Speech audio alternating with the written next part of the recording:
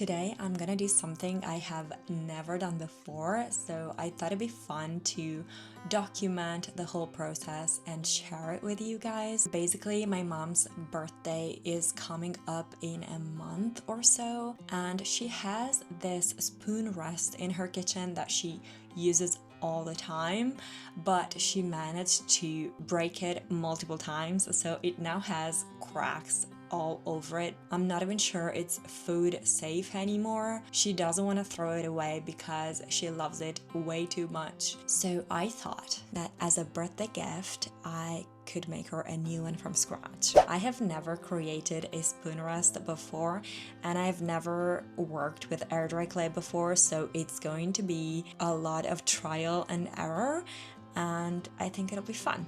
Before you come for me, I know air dry clay is not actually food safe, so my plan is actually to create the base with air dry clay, then let it dry, then cover it in primer and add the colors with acrylic gouache, then add a transparent acrylic varnish on top of the colors once they are dry, and finally cover everything in food safe epoxy resin. I've already ordered all of the necessary materials. They still need to arrive, but fortunately I have all the materials I need for the initial steps. So let me show you what I've got. I got 2 kilograms of air dry clay. I'm probably not gonna need all of it, but I got more just in case. Then I've got this cup that I'm going to fill with water that I'm going to use with this sponge and this brush to smooth out the surface of the clay.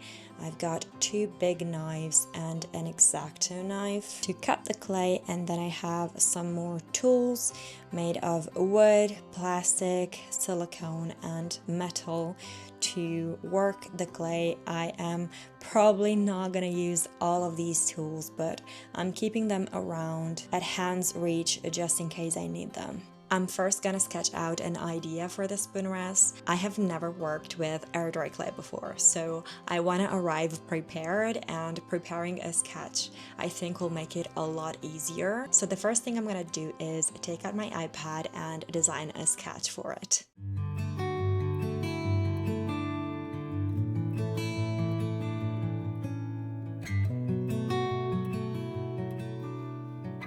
I've already taken the measurements of the spoon rest she already has, so I'm just gonna create a canvas with the exact size of that spoon rest, and then I'm gonna make it bigger just to have more space to work with.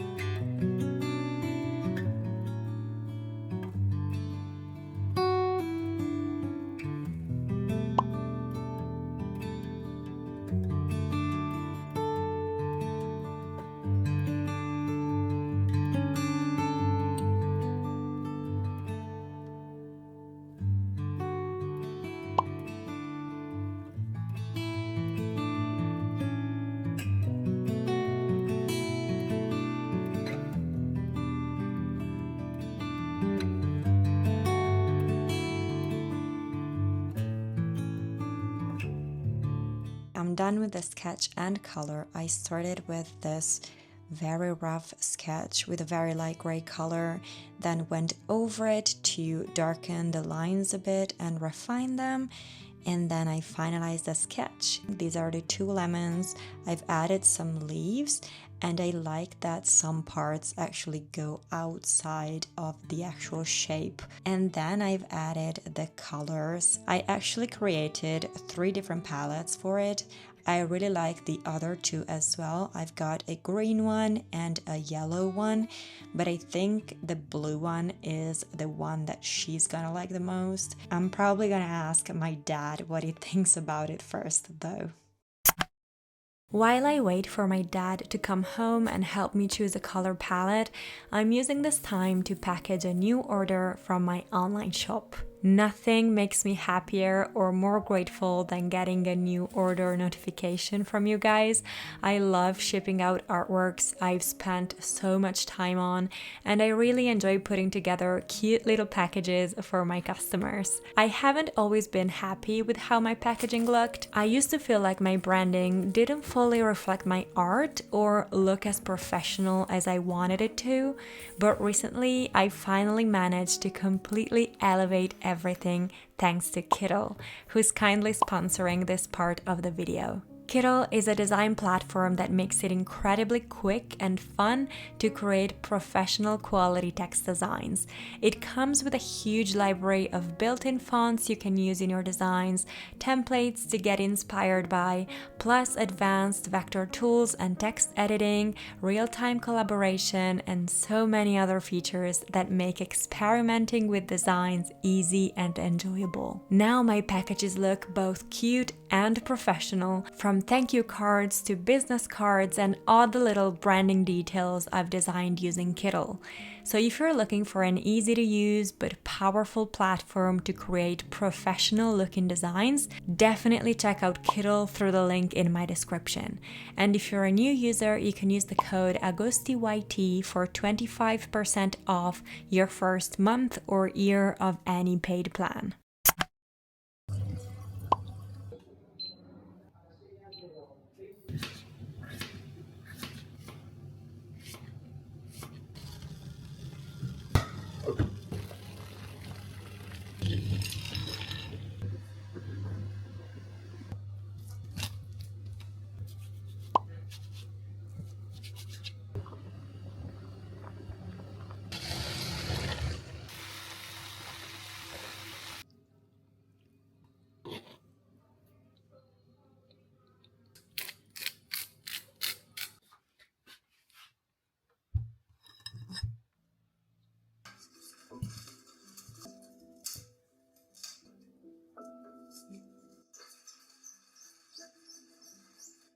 So what I did next, I basically moved my sketch onto an A4 canvas and then went ahead and printed it out. I printed out both versions, so both the entire sketch and only the outlines. This way I can now cut the outline and then use it to cut my air dry clay in the right shape and the right size. And I can use the full sketch to know where to add the details like the lemons and the leaves and the text. I forgot to mention I'm also going to use this glass surface to roll the clay on. I'm also going to use this acrylic roller to roll the clay and make it flat.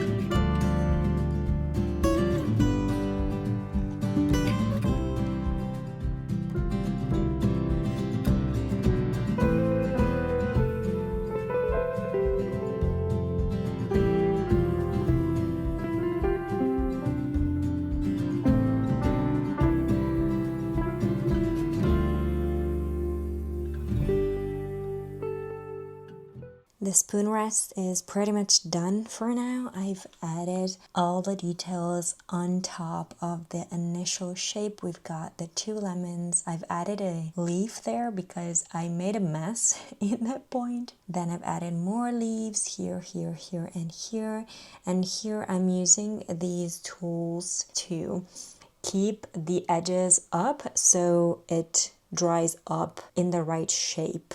So the next step is let it dry for, I don't know, 24 to 48 hours, I guess. So I'm gonna see you guys tomorrow or in a couple of days. As soon as this thing dries, I'm gonna add primer on top of it and then begin coloring it with acrylic gouache.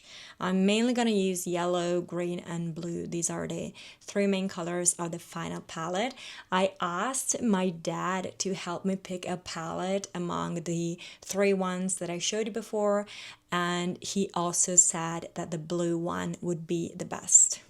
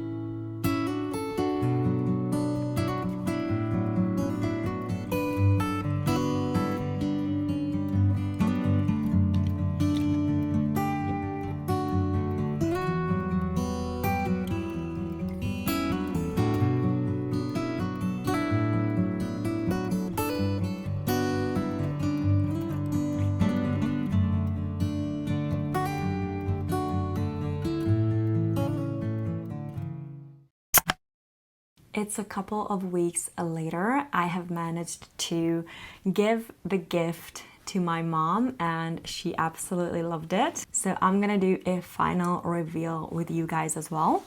So this is the final outcome and this is the back.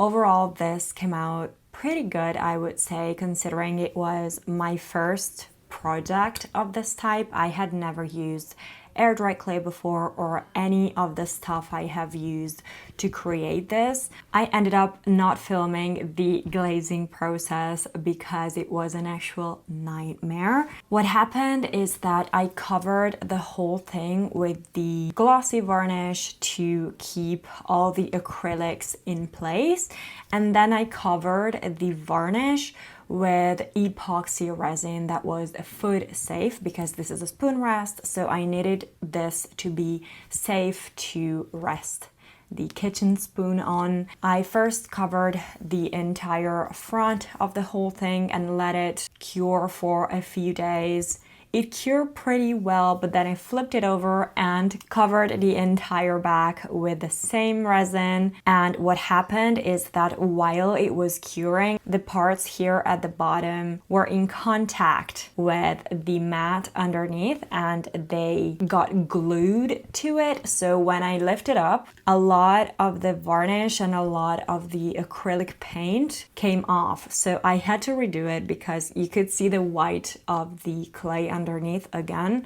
Another thing that I don't really like is that it has some of these things. These aren't really bubbles. These are more just like drops of resin that have cured like this. So they were dropping below basically. Something else that I don't really like is that it now has a sort of opaque finish. I don't know if it's because it hasn't fully cured yet and my mom tried to use it while it hadn't fully cured, or maybe it's because I made some mistake in the process. That could absolutely be possible, but overall, I really like how it turned out. There are a lot of things I would do differently for sure. I really want to do more projects like this in the future, not specifically on spoon rests, but I have a lot of air dry clay that's left from this project. I'm thinking I could use that to make like ceramic palettes for my gouache and my inks to use for my traditional projects in general. That would be so cool. So thank you so much for watching this video. I hope you liked seeing the entire process of how this spoon rest came to life from start to finish. If you have any questions about any of my process, please let me know in the comments down below. For those asking about tutorials, just know that I just recently opened a YouTube membership channel you can join. For now, on this membership channel, I'm posting one video per week until I'm all caught up with Patreon tutorials. And once I'm all caught up with Patreon, I'm going to post one video per month as I do on Patreon, and it's going to be the same video on both platforms. The YouTube membership costs a bit less than Patreon because you don't get all of the other rewards. So thanks again for watching, and I'll see you guys in the next video. Bye bye.